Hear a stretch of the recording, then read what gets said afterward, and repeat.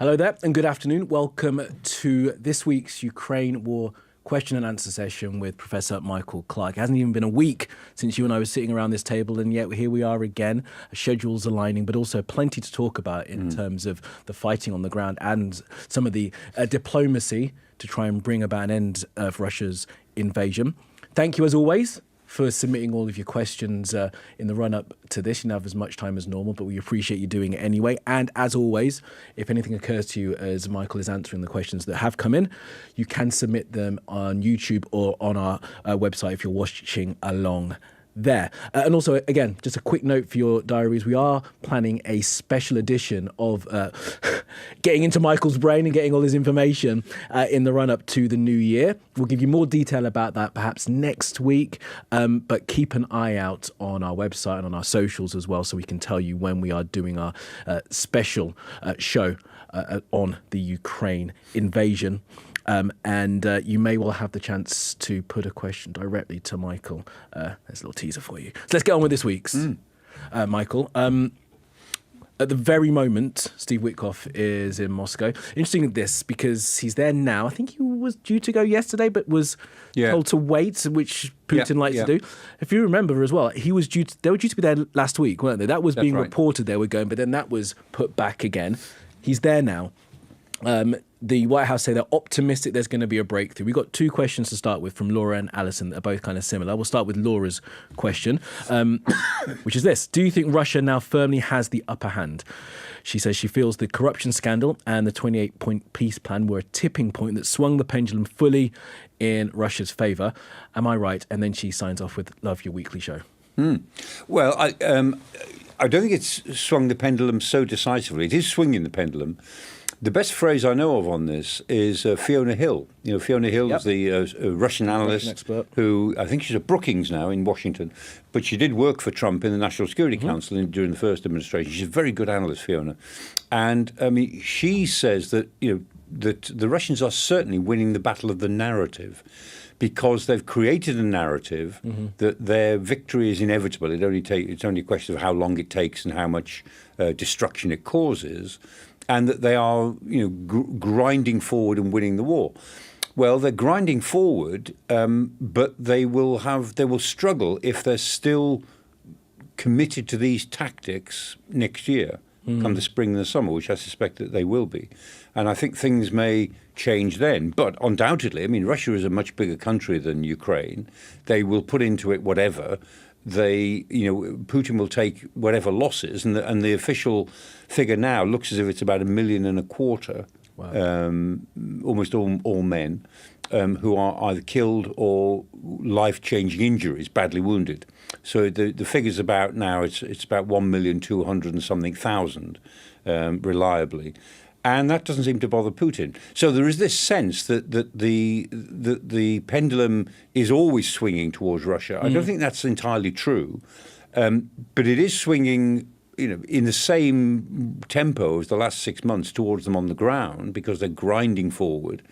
They've taken most of Pokrovsk, but not all of it. And Putin has said yet again that Pokrovsk has fallen. Well, the centre of Pokrovsk has fallen, but the Ukrainians are still fighting in the north, just as the centre of Chavez has gone a little while ago, but the Ukrainians are still holding on to in the coal mines in the north. The fact is the Russians haven't secured that area, which is what they want. Use it as a jumping-off point for something exactly. else. They want that whole area, the 2 or 3 towns around there, so they can then move against the fortress cities in the north that we talked about before. And the southernmost fortress city is Kostiantynivka. And so what they're trying to do is to get hold of Pokrovsk, to take full control of the highway, the 0504 to Kostiantynivka, which is already a contested highway. They want to take full control of that, and then they want to have a go at the fortress cities.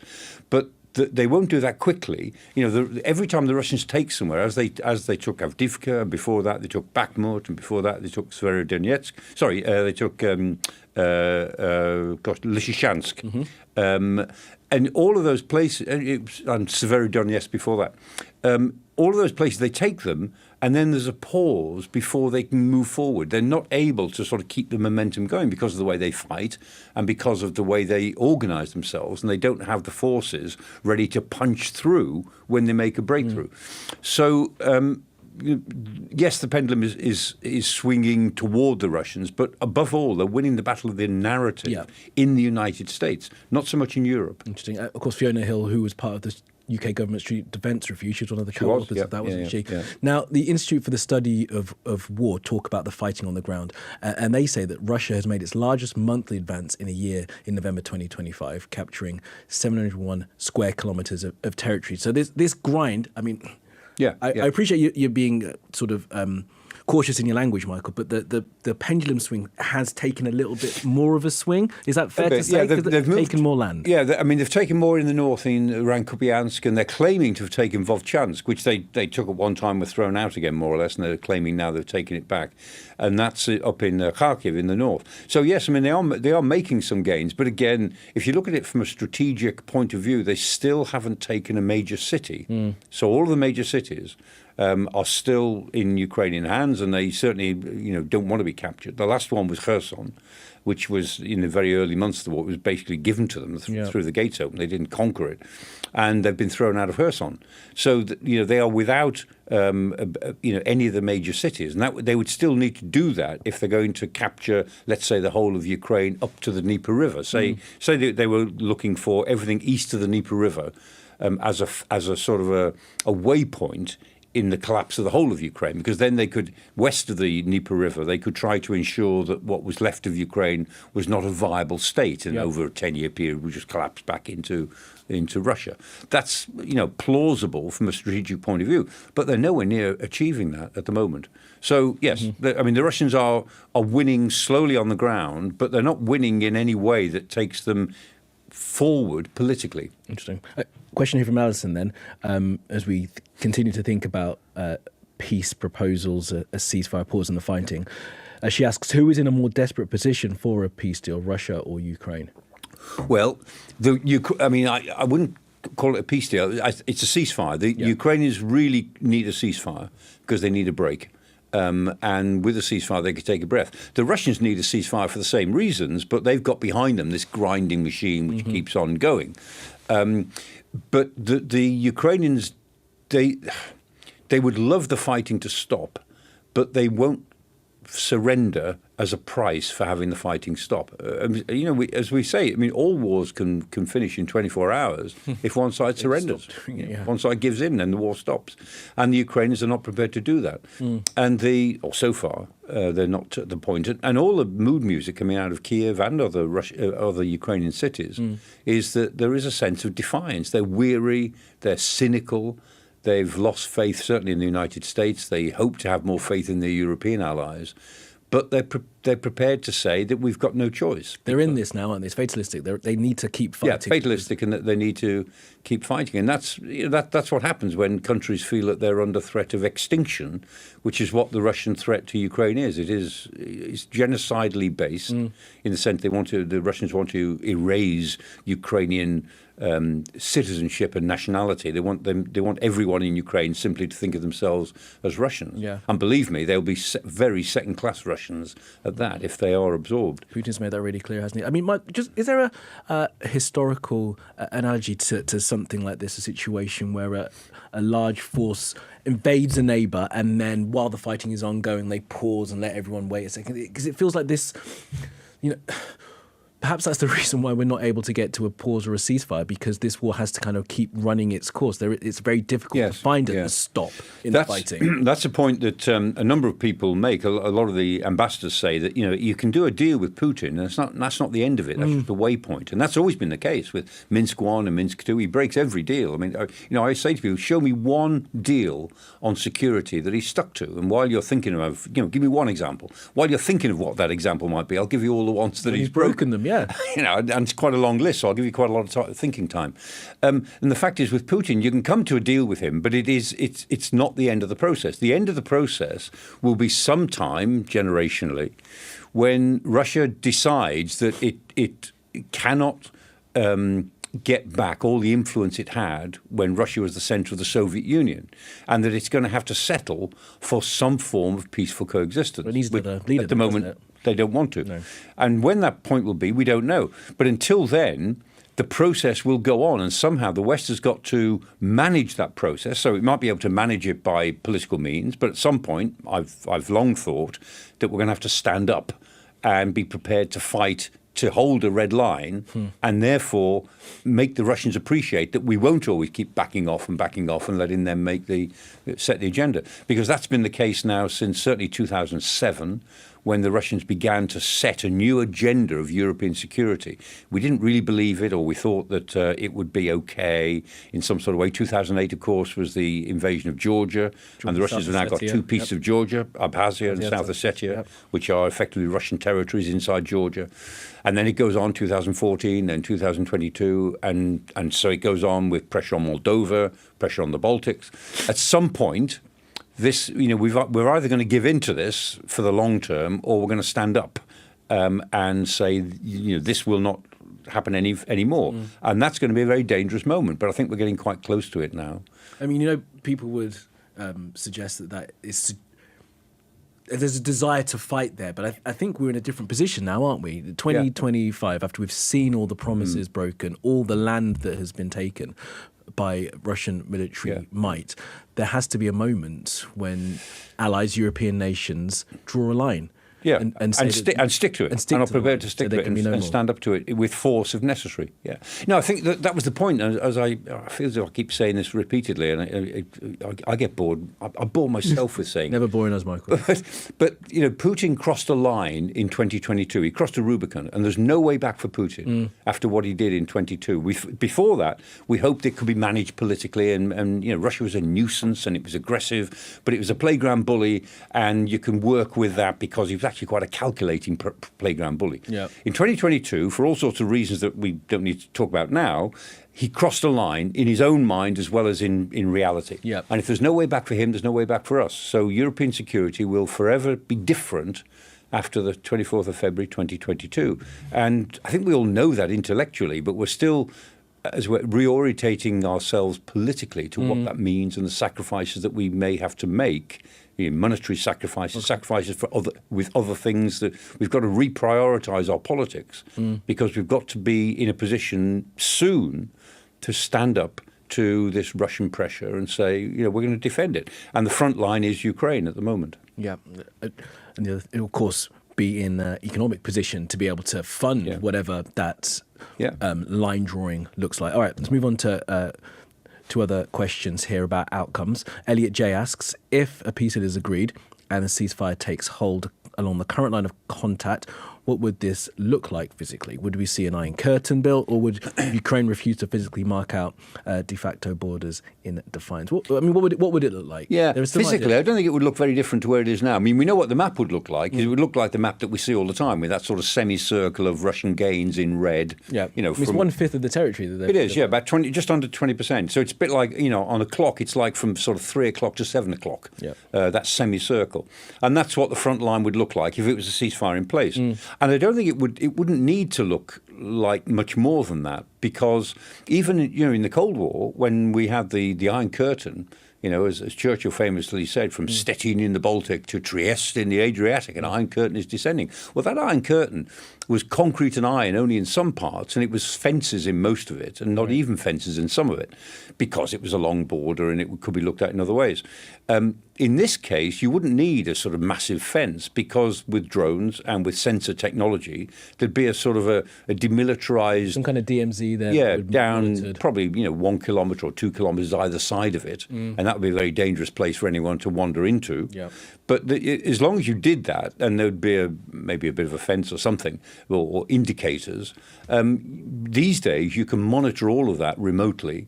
So you wouldn't need some sort of great wall. I mean, the Berlin Wall, which famously went up in August 1961, was the great symbol of the Iron Curtain, because it was an enormous concrete wall. Yeah. And it was such bad concrete, it began to rot away quite quickly. It was even poor quality concrete. I remember really well when the wall was going up, and we were watching as a boy. I was watching on television as all of this was happening.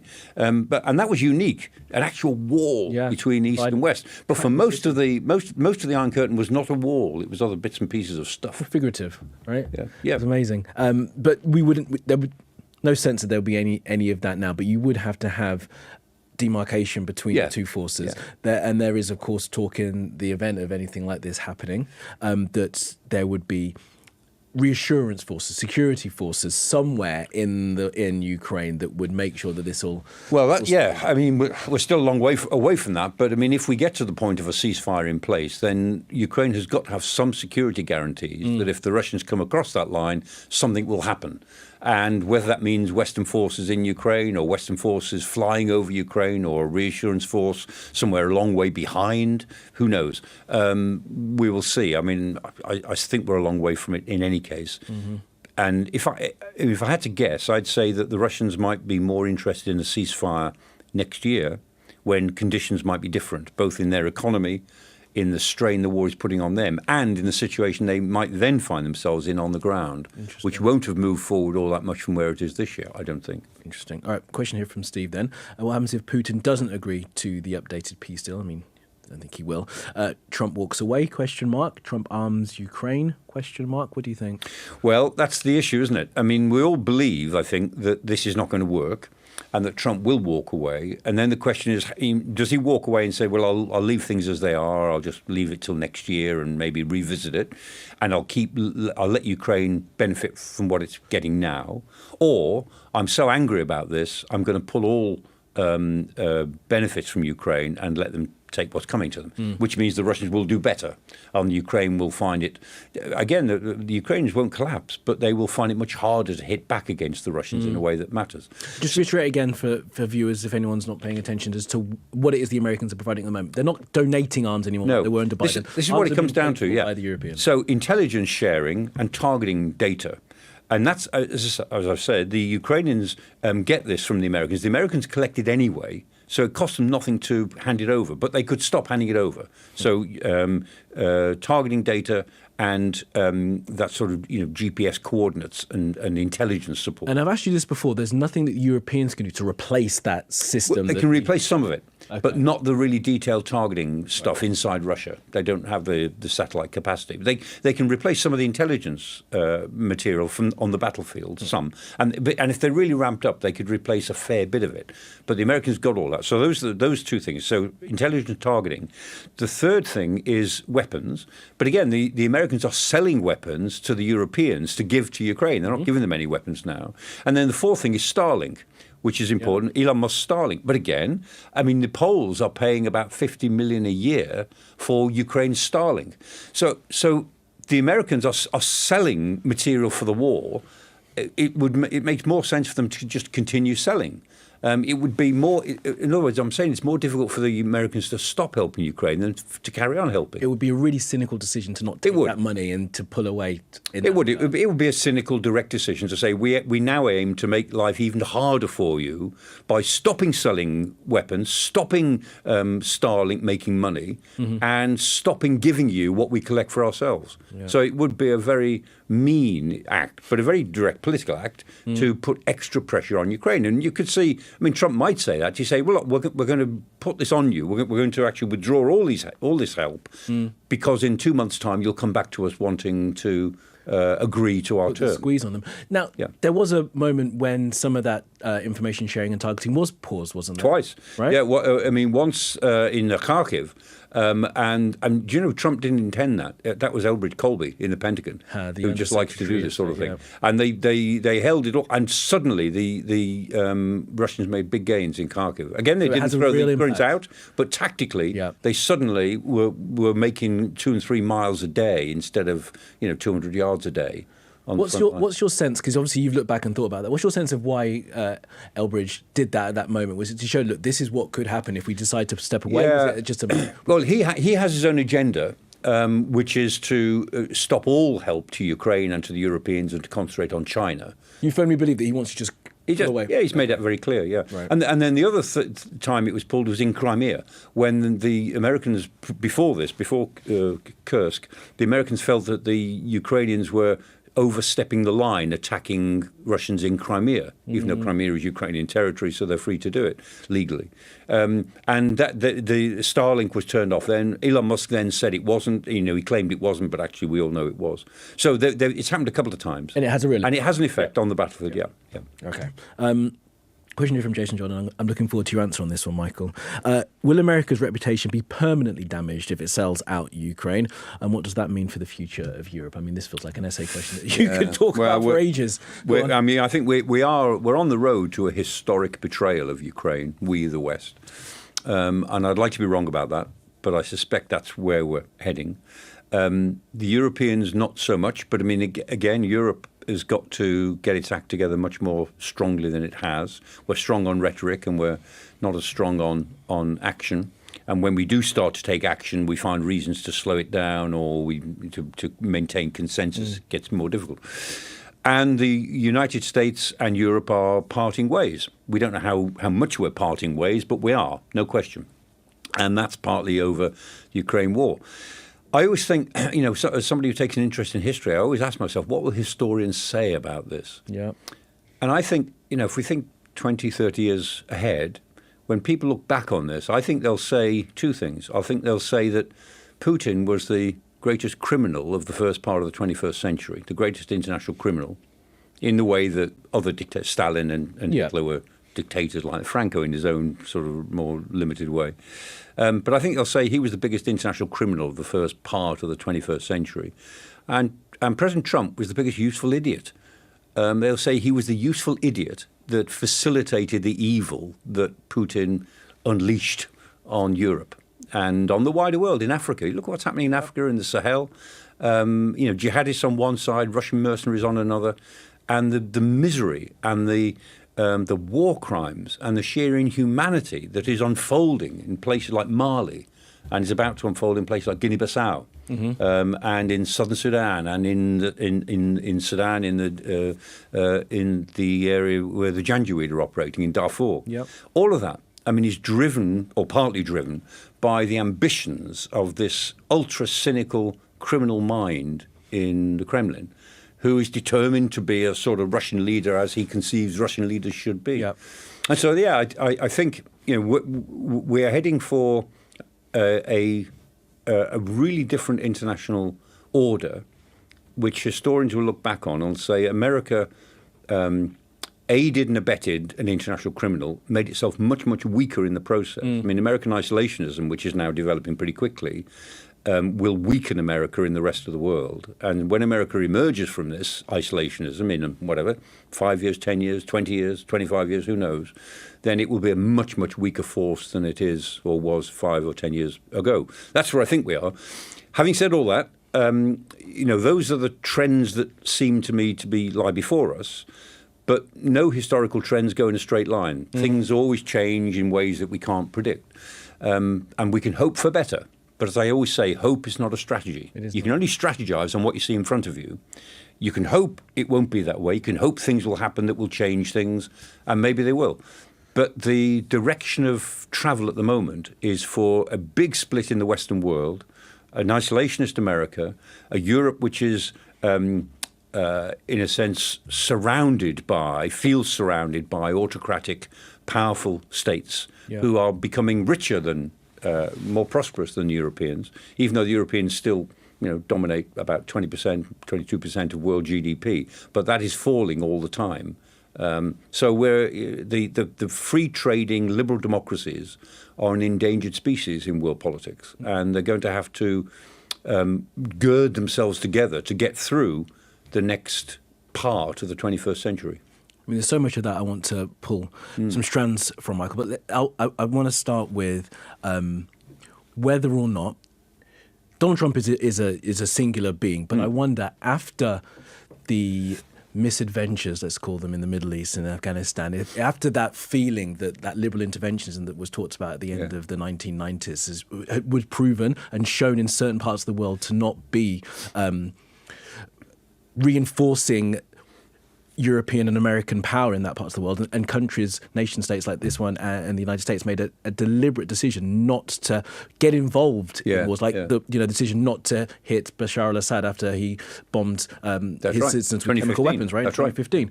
Was there always going to be this natural reaction to this, do you think? I mean, Trump is there, and of course he's the perfect person. Yeah, but he's a phenomenon. Yeah. Trumpism is a phenomenon. I wonder if it would always have come because of the lessons learned from that period. expect? Yeah, well, I think it's both short and long-term issues there, obviously. You expect me to say, no, typical academic, short and long-term. Well, but I mean, in the long term, there's a pushback against globalization. So a lot of the countries in the Western world find that there's a popular revolt against the implications of globalization, which is much more human movement, where middle-class people don't do as well, where the big growth statistics are somewhere else in the world. But nobody wants to push back against globalization to get rid of their mobile phones or get rid of the internet. Nobody wants that. So they want the benefits, but they don't want some of the other things that come with it. And so a lot of the populism in the Western world is against the establishment because people are reacting against globalization. And then you've got the particular pushback against the things that went wrong. Yeah. And remember that liberal interventionism went pretty well in the Balkans in the 1990s. It actually stopped the war getting multiple wars getting much worse. They'd argue it went well in Libya as well. Libya was okay in 2011. I mean, it got rid of a dictator who was about to massacre his own people in March 2011. It actually was brilliantly successful in Sierra Leone in the year 2000. Right. Yep. It was pretty successful in Kosovo, again in stopping Serbia massacring its own people, who were the Kosovans at the time. So liberal interventionism had not a bad reputation up until about 2001. Then the 9/11 attacks changed America's thinking to a war on terror. And then suddenly all this idea of liberal interventionism was taken to Afghanistan, which is a much bigger place and a bit different problem. Then taken to Iraq, which was different again. And under false pretenses. False pretenses, and it failed in both cases. And so the two big examples, Iraq and Afghanistan, did immense harm to the idea that the West was capable of dealing with wars and taking a humanitarian view of the use of military power. And so we've come off the back of a lot of that. And that you see that in the United States as well as in Britain as well. The fascinating thing is Putin's seen all the way through, hasn't he? He's been watching. That's right. And waiting and seeing. Since 1999, he's seen it all. I mean, and as the KGB head in Dresden, I mean, he was watching liberal interventionism in the Balkans, and he didn't like it then actually because he saw it as the West using liberal interventionism to build up its power, to build up its influence. We didn't see it that way, and it didn't really work that way. But that's what he saw. There's some of that, though. I mean, there was always that argument about going into Iraq and getting control of the oil revenue and all that sort of thing. You don't think there's any credence to some of that? Not much. Imperialist? Not much. No? Everyone says, we go into this place with the oil. We had the oil. Why would we invade Iraq? We had the oil because all the oil was working through Western companies. It was all Western companies who were benefiting from it. And so, there wasn't much in that at all. The Iraq thing in 2003, that was unfinished business for the Bush administration. I mean, going back the legacy of going back to 1991. I mean, and there was a sense, Iraq, the invasion of Iraq was not illegal in international law. It's been looked at again and again and again. Nobody can pin that as an illegal invasion. Despite he's not being there. No, it was extraordinarily foolish. It was strategically foolish because remember Saddam Hussein, he was in breach of 14 different UN resolutions at the time when the invasion took place. But the invasion took place. They didn't have the magic resolution which said all necessary means. Remember, the US got a first resolution through the UN. They couldn't get a second one, but they went ahead anyway because we've got 14 previous resolutions. Now, that was what was done. Was not technically illegal, but it was extraordinarily stupid. But it's pulled up at the fabrics of international law, hasn't it? And that's where we find ourselves now, where these countries don't respect international law because they've seen what happened previously. And do you know, I mean, I'm in discussions all the time, every week on something or other. Not a month goes by without somebody saying, bringing up 2003, look at the Iraq invasion. So here we are, 2 decades later, and the folly of that is still hanging on everything that Western countries, particularly Britain and the United States, wants to do in the world. Absolutely. Sorry about the tangent, guys, but I knew that Michael would have an excellent answer to that, and I think it was worth a discussion. All right, let's move on to something that made me stop and read it a couple of times. We heard this week from Admiral Giuseppe Cavo. Did I go in? I'm sorry if I've mispronounced that. Oh, Dragoni. Yeah, exactly. Telling the FT that NATO, senior military commander of NATO, is telling the FT that the alliance is looking at stepping up its response to Russia's hybrid warfare and a preemptive strike to be considered a defensive action. So, Michael, tell us what you think was meant by that idea of preemptive strike. Yeah. When I saw the headline, I was like, hold on a minute. We're talking about a military strike, but he was talking about cyber, wasn't he? I think you have to be a bit careful there, yeah. I mean, he's the head of the military committee, which is very important because there's the NATO Council, which is the political, defence ministers or foreign ministers or prime ministers or heads of government. And then there's the military committee, which is all the military chiefs together. So the military committee, as it were, tells the political committees what they can and can't do, what they can and can't offer. And so it's very important. And Dragoni, he was a previous chief of defence staff in Italy, very senior admiral. And what he said was that the NATO's got to be prepared to be a bit more proactive. And that's only what Tony Radakin, our previous chief of defence staff, used to say. We've got to be more proactive. We can't let the Russians keep making the agenda and reacting to them. So we've got to be proactive. But then Dragoni used the phrase pre-emptive. And that he said it might be regarded that on hybrid warfare over cyber, over cable cutting, some of the air interventions we see, some of this interference that we get all the time now, maybe we should be preemptive. You've got to be very careful. There is a legal basis for preemptive action, preemptive war, but not preventative. Right? And let's be clear what we mean by preemptive action. Yeah. We mean the whole range of what that could actually mean. So in missile strike to some cyber hack. It could be. The legal side is preemptive, is to say, look, we know that there is a threat. The threat is imminent, which means either this week or next week, not 6 months' time or a year's time. And there is no other way of countering it, so we're going to act now. So preemptive action can be, under certain circumstances, legal. In 1967, when the Israelis attacked the Arab states around them, they said that was preemptive, and everybody believed that, and I think that's reasonable, because it was clear they were about to be attacked, and so they went first. So it is possible. Whereas preventative action, if you say we're attacking now because in a year's time we believe we'll be attacked, that's not legal because you will never know. Yeah. The point about preemption is it's very immediate, it's very clear, and you've got no other alternatives, so you go first. Now, preemptive action in this case, in the sort of hybrid warfare, would mean, as it were, going after, let's say, hackers much more proactively, even if they haven't launched something, go after them anyway. Go after Russian ships, say. I mean, this would be the implication. Even if we're not sure if they've been cable cutting, but we think they're the ships that do the cable cutting, go after them anyway. Legally, that would be quite difficult. And he says that. I mean, he does say we might need to get into that territory. And it's not territory NATO ever normally occupies. No. And so he does admit it's difficult.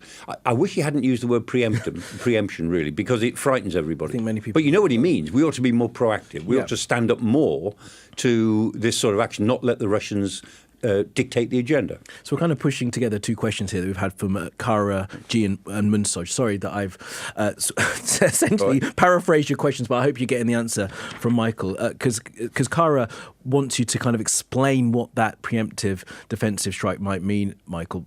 But also, I think it's worth talking about NATO as a force and whether or not NATO is an organisation that would ever look to that, because this is the Russian argument, isn't it? That NATO is a threat. And as soon as a senior military commander within NATO starts talking about taking those kind of steps, suddenly Putin has something that he can hang his whatever on. Yeah. I've been looking at NATO for years, man and boy, and I've been involved in NATO discussions of various sorts with officials and so on. And I can promise you, sincerely promise you, NATO has never had a plan to attack the Warsaw Pact or attack Russia. Plan never existed. The Russians always assumed it did, and they always claimed it did. There isn't one. There never was. There never would be. If NATO did, it would leak. Everybody would know about it. There are quite a few nations involved in it, right? And all those security forces. Someone would have that. In NATO's history, it never has had and never would have a plan to attack either the Soviet Union or the Warsaw Pact or Russia. All of its plans were defensive. All of its plans were to, insofar as it would attack tactically to try and win back territory of its own country that it had lost. Containment as well, holding exactly, containment and holding. But all of the exercises that NATO went through, which the Russians used to say, oh, look, they're planning to attack. Well, that's local, to get back a city you've just invaded, to attack your forces tactically. There's never, ever an attack plan for NATO. So NATO,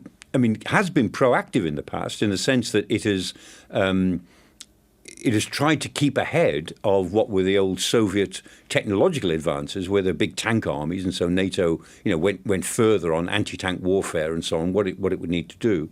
It's often done that, and it could do that again with hybrid warfare. It could try to get ahead of the technology which the Russians are using, but as it were, pushing into Russia is not sensible, and there is no plan to do so. Wouldn't make any sense. You said you were not happy with the language used by Dragone, but what would it look like then to have that preemptive action? I mean, would it be attacking critical infrastructure in Russia? I mean, where? No, you wouldn't. That's the point. Yeah, right. It wouldn't. I don't think it would anyway. It wouldn't be that. But it might, as I say, it might be taking more assertive action against, Russian aircraft in our airspace or near our airspace, or Russian ships near our coastal. Not letting them transit through certain areas, preventing them in transit. Is that and so on. spy-ship? Sorry, just that spy-ship. Is that still up off Scotland? Well, as of I checked it last week. The Yantai. Yeah. It was about 40 miles off the Hebrides, but that was last Wednesday, so that's a week ago. Let me give it a little Google. Okay. There might be an up to date. I haven't looked recently, but it's still around. The Yantar. Yeah. It could involve something like that. Yeah, stopping Russian ships from passing like through. Getting hold of the Yantar and bringing it into an allied port and having a good look at the thing, taking it down. That would be. I'm not recommending we do that, but I mean that would be a preemptive action, right? To say we're not having this ship hanging around our cables, tracking our defence systems and pretending that it's doing a civilian job. We know it isn't. You know it isn't. Let's get ahead of it and grab it. But it would be a big incident to do that. Yeah, politically. The internet tells me the Yantar is currently in the Baltics. It's moved on away from. Oh, it might have. Okay. Yeah, it was operating near the edge of the UK and north of Scotland, having been escorted out of Dutch and Belgian waters. Okay, so that's an example. Well, if it's in the Baltic, then it's been through the Skagerrak. Then I mean, if it was off the Hebrides.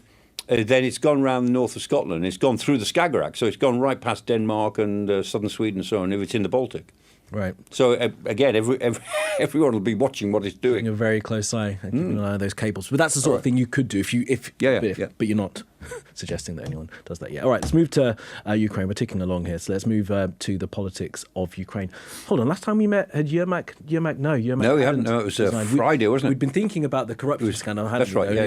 Friday afternoon. It was after we did our last one. Yeah.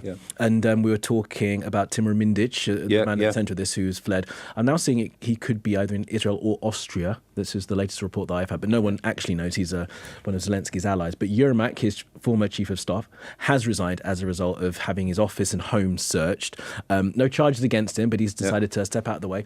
Report that he's gone to the front line as well. I don't know. Yes, he said. I saw a statement. He said, "I'm going to go to the front line. I'm innocent. I want to defend Ukraine. I'm going to go to the front." Maybe he will. Yeah. So Samuel asks, with Yermak out of the picture, who will Zelensky rely on now to help run the country?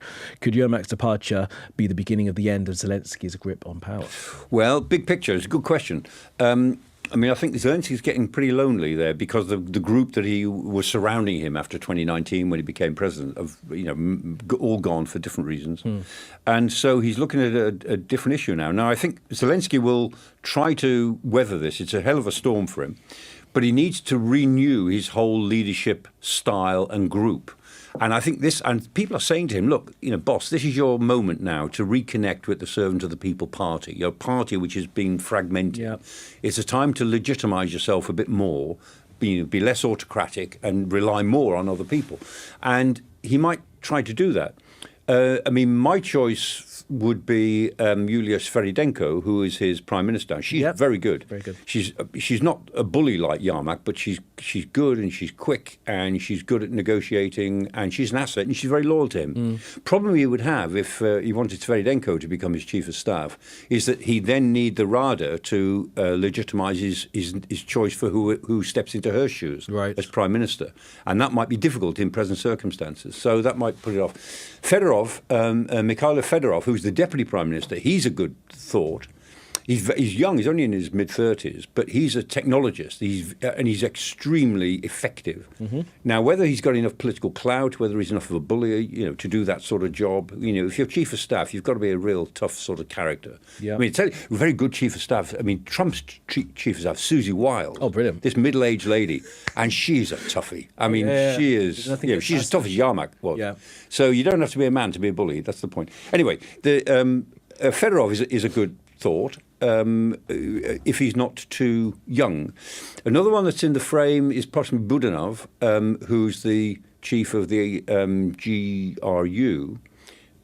GUR, which is the military intelligence. And Budanov he's got all the sort of qualities, but I don't think he's close enough to Zelensky. He's regarded as a bit of a loose cannon, really. Right. He's very good at what he does. I'm not sure that he'd be right at the central government, but other people may think differently. But you're saying there are options here for him. There are some options to bring people in, perhaps. And I think him. If Zelensky's sensible, I think he'll use this crisis to renew his whole style and group and get more consensus inside the Rada. But first of all, he's got to get through this round of diplomacy with Putin and Trump, which we all think it won't go anywhere. But he's got to come out of it not looking as if he's the one who's resisting not like a deal. The problem. Yeah. So he's got to get through that, and if he can get through that at the same time as he is renewing his leadership and putting Ukraine firmly in the minds of the Western powers as not a corrupt state. And as I keep saying, he's the only one of the three presidents we're talking about who's subject to the rule of law. Zelensky is. Trump is not subject to the rule of law. The Supreme Court decided he wasn't. And Putin's never been subject to the rule of law. So Zelensky is the only one who's most legal. And I mean, Zelensky, the corruption machinery, the anti-corruption machinery in Ukraine is more effective than the anti-corruption machinery in the United States at the moment. Absolutely. So Ukraine's got a better chance of rooting out corruption than the US has under present management. And just as a little sidebar to that, because it popped up in the papers this weekend, Ambassador Valery Zelenskyy writing in the Daily Telegraph, you and I were talking, and I said, I don't feel like I've heard enough from him since he's become ambassador, since he was head of the armed forces, moved... Very well respected, yeah. Yep, and moved here to become ambassador to the UK from Ukraine, writing in the paper. I wonder if you have any reflections on what he had to say. I thought his opinion piece was quite interesting, talking about peace, talking about the changes that need to be made. He had one particular statement where he talked about it's possible to speak about the beginning of a formation of a safe, protected state that strengthens the foundations of justice through the fight against corruption and an honest court system and economic development on the basis of international economic recovery programs. I mean, it's almost like a little bit of a manifesto for someone who might want to be... And he's never said anything like that until now. This is why he kept his head down. He said, I'm not a competitor with Zelensky. The general view is if he went back to Ukraine and stood in some election in the future, he'd probably beat Zelensky. That's the general sense. Now, until the campaign starts, who knows? But undoubtedly, Zelensky has got a lot of... He's well respected, and he's got to be very careful that it doesn't look as if he's on manoeuvres, as they say in British politics, to undermine Zelensky, because he wants to be loyal. Of course he does. And he knows that Ukraine's got to get through this phase of the war before it can start to really consolidate itself as a more Western-orientated, fully democratic and relatively uncorrupt state. Yeah, recommend anyone who has the opportunity to have a look at his opinion piece in the Telegraph on Sunday. All right, final question here.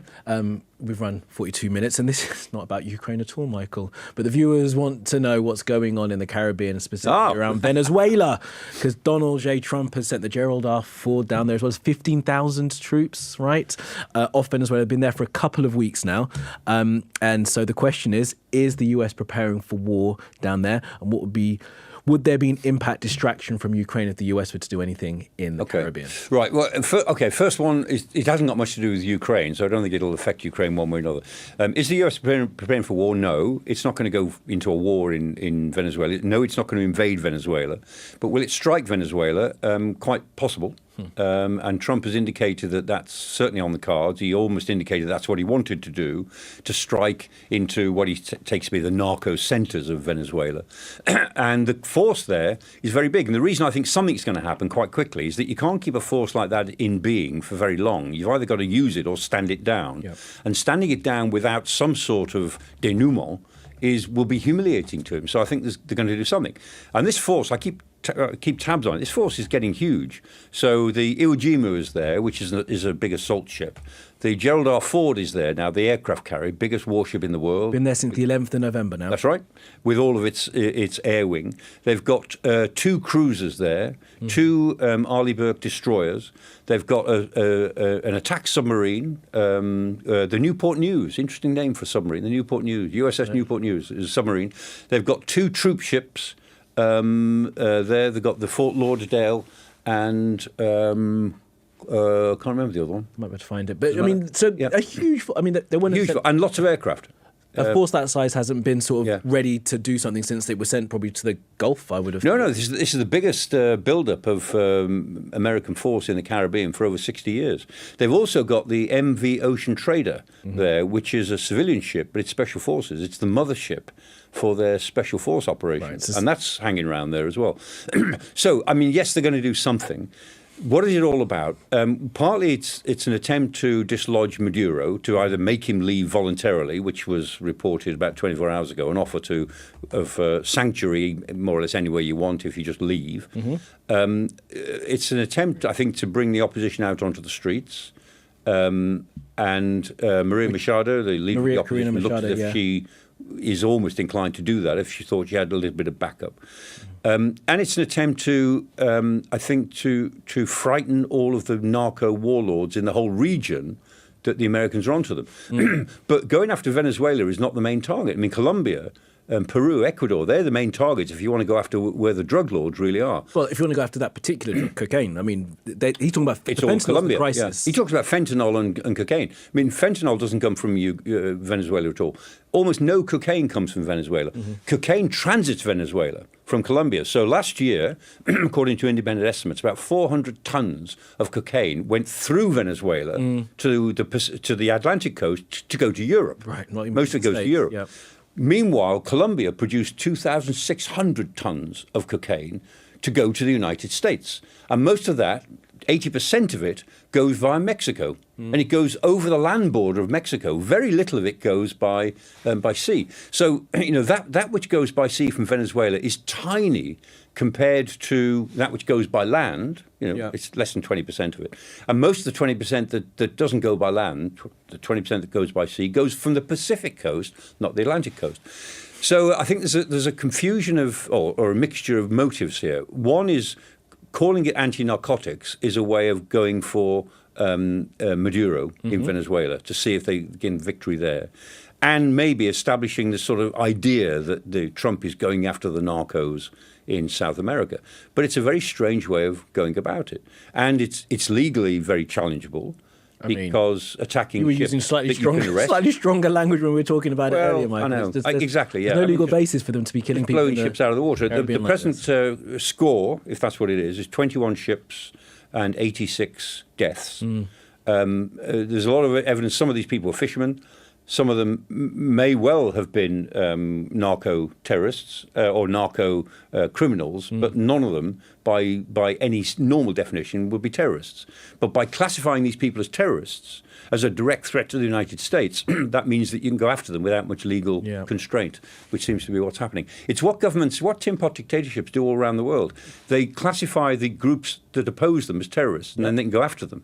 And now the United States is doing it, which is not a good look for the future of international law. He's picked up some tips from other parts of the globe, hasn't he, in that regard? All right, Mike, we're going to leave it there. 47 minutes. It's been a good conversation, as always. I really do appreciate it. I appreciate you guys for being with us and for submitting your questions prior to us getting started. We're going to do another one of these, I think, sometime next week, if we can align our schedules. And as I said at the beginning of this broadcast, keep an eye out on our socials for that end-of-year look at Russia's invasion of Ukraine with Professor Michael Clarke. We want you guys to get involved. All right, that's it for now.